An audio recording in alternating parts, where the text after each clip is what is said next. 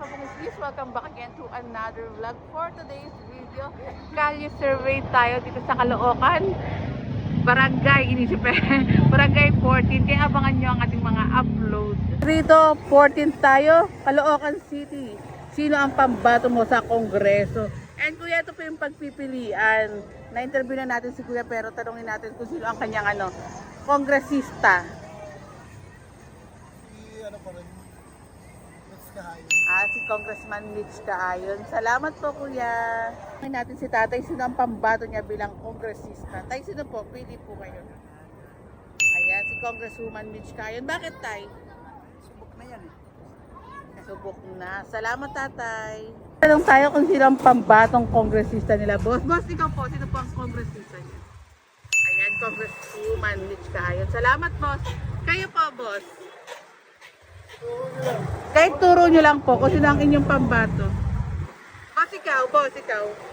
Sino po ang pambato mong kongresista?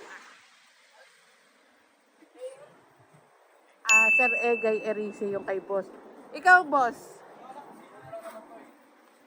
Sir Egay Erice. Ayan, ikaw boss, sino po ang pambato niya, boss? Sir Egay Erice. Yan, maraming salamat po mga boss. Ay, eto pa. Boss, ikaw po. Sir Egay po. Sir Egay Erice. Maraming salamat po. Natin si Sir kung sino ang kanyang pambato dito sa Caloocan District 2. Sino, Sir? Mitch Kaayon. Ayan, Congresswoman Mitch Kaayon. Bakit, Sir? Yun na yung nakakakala namin dito, congressman eh. Salamat po, sir. Tanongin natin si sir kung sino ang pambato niya dito sa District 2. Sino, sir? Sino po ang pambato niyo sa dalawang tumatakbong kongresista? Congresswoman Mitch Kaayon. Congresswoman Mitch Kaayon po, sir. Ayun, si Congresswoman. Salamat, sir. Ingat, sir. Survey tayo kila ma'am. Ma'am, ikaw po, sino po ang napupusuan yung kongresista kung ngayon po ang botohan?